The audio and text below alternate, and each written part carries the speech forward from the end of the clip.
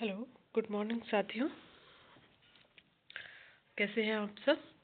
आज हम संविधान की प्रस्तावना पढ़ेंगे।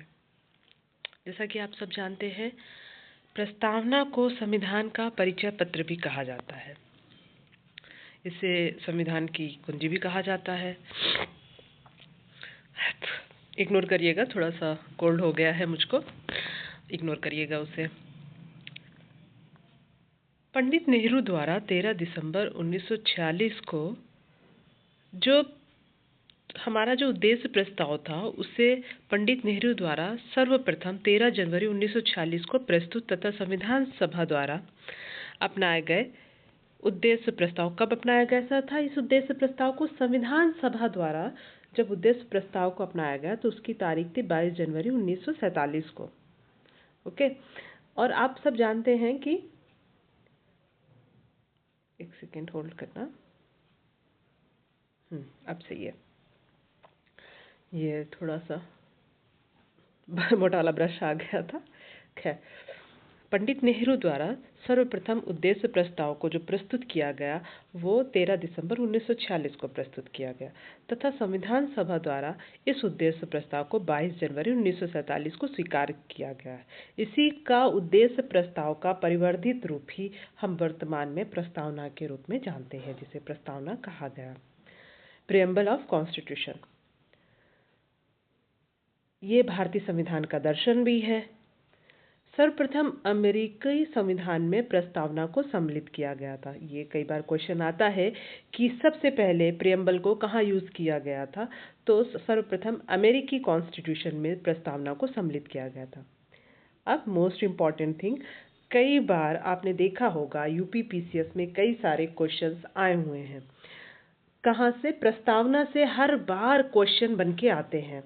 जैसे कि आप सब जानते हैं कि एक दो प्रश्न वो ले ही लेता है कि संविधान सभा कब अपनाया गया, या न्याय कितने प्रकार के हैं, या स्वतंत्रता कितने प्रकार की है, या समानता कितने प्रकार की है। तो सर, प्रस्तावना में जो उल्लिखित है, न्याय 3 प्रकार के हैं, जो कि यूएसएसआर से लिया गया था, तत्कालीन यूएसएसआर से वर्तमान में रशिया।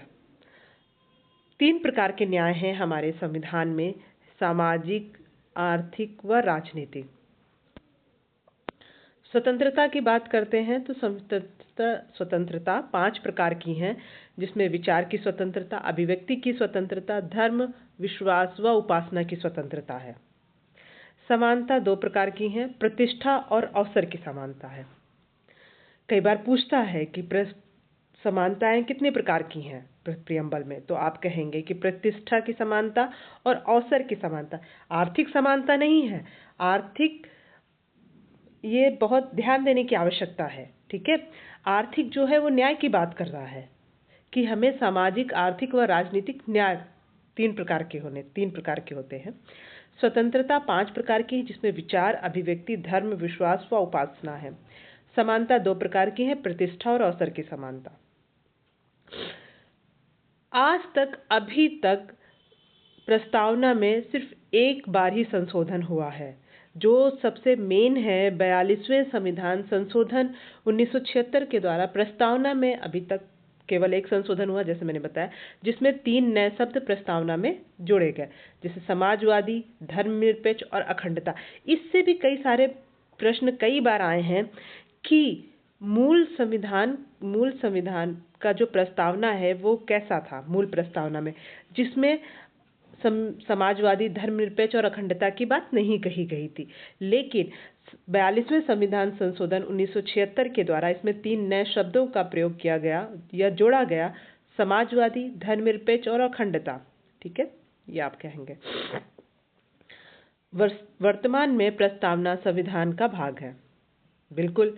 अतः बिना मूल विशेषताओं को संशोधित किए प्रस्तावना में संशोधन संभव है। यह गैर न्यायिक है, यानी प्रवर्तनीय नहीं है। यह गैर न्यायिक है, अर्थात इसकी व्यवस्थाओं को न्यायालय में चुनौती नहीं दी जा सकती है। प्रीएम्बल को प्रस्तावना ना तो विधायिका की शक्ति का स्रोत है, ना ही उसकी शक्तियों पर प्रतिबंध लगाने वाला है। पूर्व मुख्य न्यायाधीश M. हिदायतुल्लाह ने प्रस्तावना को संविधान की आत्मा कहा है। नोट है यहाँ पर, जबकि डॉक्टर भीमराव अंबेडकर ने अनुच्छेद 32 को, जो कि संवैधानिक उपचारों का अधिकार, को संविधान की आत्मा कहा है। तो यहाँ पर कंफ्यूज मत होइएगा बिल्कुल भी कि प्रस्तावना को संविधान की आत्मा एम हिदायतुल्लाह ने कहा है, जबकि डॉक्टर भीमराव अंबेडकर ने आर्टिकल 32, जिसे संवैधानिक उपचारों का अधिकार है, इसको संविधान की आत्मा कहा है। ठीक है, आज के लिए इतना ही। Thank you. और अगर आपको आगे किस टॉपिक पे पढ़ाई करनी है, आप मुझे कि हम कौन सा टॉपिक आगे डिस्कस करें, इसको आप हमें कमेंट्स करके ज़रूर बताइएगा दोस्तों।